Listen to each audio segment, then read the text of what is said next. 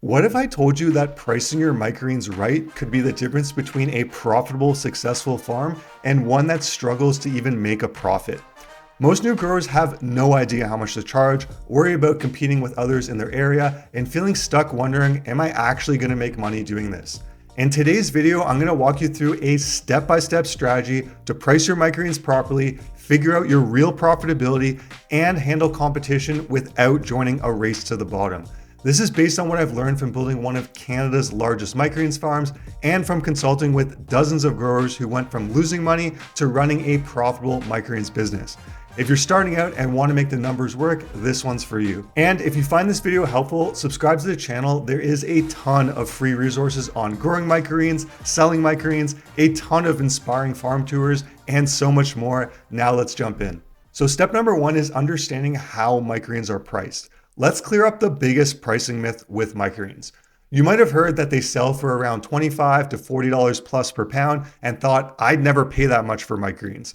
But here's the truth. Microgreens aren't sold by the pound. They're sold in small portion sizes like 2 to 3 ounce clamshells for $5 to $7 each. That $30 a pound figure you may see just means that each little container is worth a few bucks.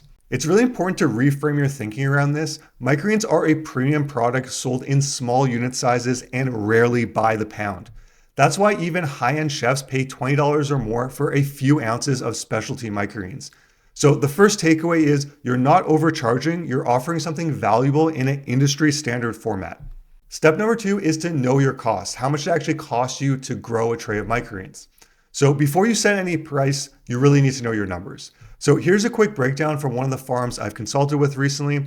Their sold costs were about $1.50 a tray, seeds $2.50 a tray, packaging about 75 cents, electricity and water about $1 per tray, and labor costs of $4 per tray. Now that's nearly $10 per tray in cost. So if you're selling 2 ounce clamshells for $6 each, and you can get 4 clamshells from one tray, that's going to be $24 in revenue.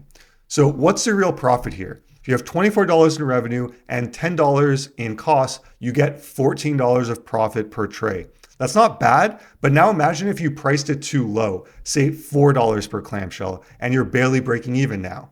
That's why knowing your cost per tray is critical. Software like Microgreens IQ makes this super easy by breaking down your numbers in an easy to use and easy to understand format.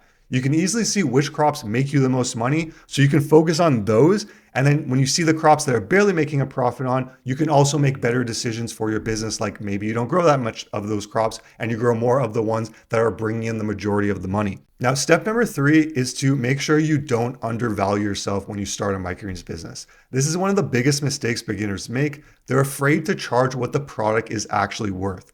They think, well, I wouldn't pay $6 for microgreens, so why would anyone else? But remember that you are not the customer. You're growing local, nutrient-dense, freshly harvested greens, and grocery store produce just can't compete with that. So if you do choose to underprice your product, and let's say it costs you $4 to make a clamshell, and you're only charging $5 per clamshell, now you're only making $1 in profit per clamshell, and you haven't even paid yourself yet.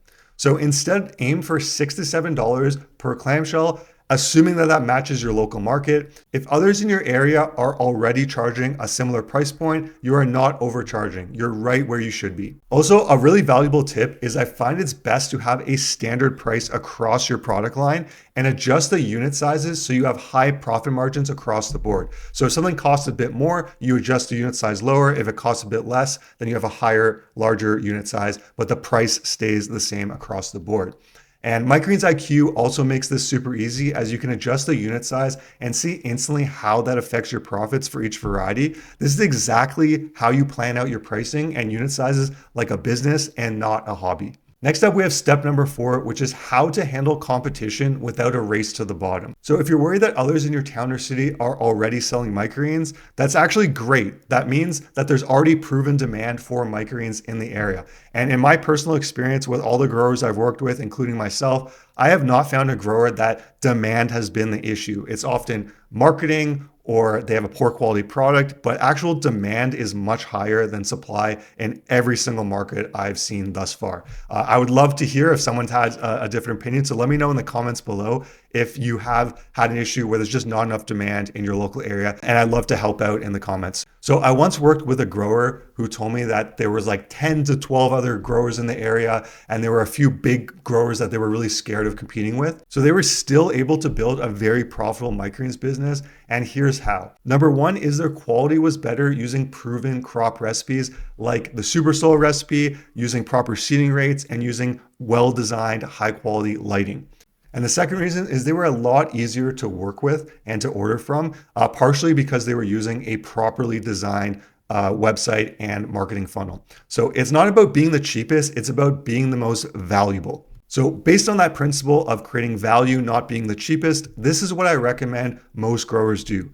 You want to offer popular crops that other growers in your area don't. So like cilantro, basil, or unique mixes like a rainbow mix or an immunity blend.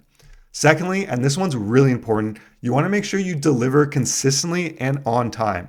You'd honestly be surprised how many times I've heard reliability being an issue for subscription customers, grocery stores, and chefs. This can really give you a unique advantage here.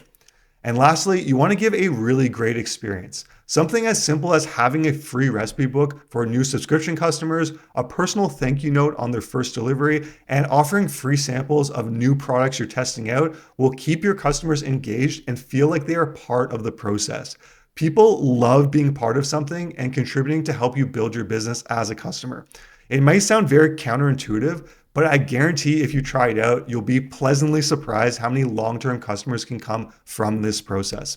So simply put, you don't have to beat others on pricing, you can beat them on value. And lastly, we have step 6, which is to scale smartly. So once your pricing is dialed in and you feel confident in the quality and the service of your product, you can start to scale the business.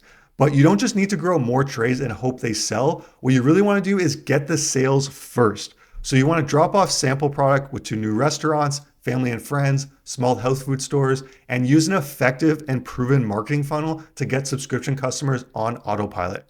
One of the beautiful things about microgreens is if you have a high quality product that you can grow and deliver consistently, sales does not have to be a big part of your business. The product, if grown the right way, can sell itself. On my farm, I spent only 1 to 2 hours a week on sales. Sometimes for months, I didn't spend any time on sales because the product quality was so good that sales would grow without any direct sales effort. And this is a big part of building a business that works for you rather than you constantly working for the business. A great question to ask yourself as you are starting to get more customers in your business is, can I grow more microgreens without losing quality or overworking myself? If not, then it's likely time to start considering automation in your farm. This can be something like pre-built marketing funnels, like those included in the Microgreens Business Blueprint program, automating harvesting with the quick cut greens harvester, or seeding a whole lot faster with the little green seeding machine. Personally, I was growing over 300 trays a week and bringing in over $250,000 in the early years of my farm without any employees. And that was because of the smart use of low-cost automation. That kept my profit margins high, my quality high, and my consistency and ease of running the business high as well. So if you're just starting your microgreens business and struggling with pricing or wondering how you're going to make money, you are not alone. The key is to learn the right pricing model, track your costs and profits with software like Microgreens IQ, set prices that actually make a profit, differentiate yourself from the competition, and be patient and strategic with your growth. So that's it for this one, guys. Let me know in the comments if you have any issues with demand in your local area, and I'd be happy to help. I am so confident there's solutions to these type of problems, and it really comes down to how you market, the product quality, and how you're strategically running your business. So put in the comments, I'd be happy to help. I'll see you guys in the next video.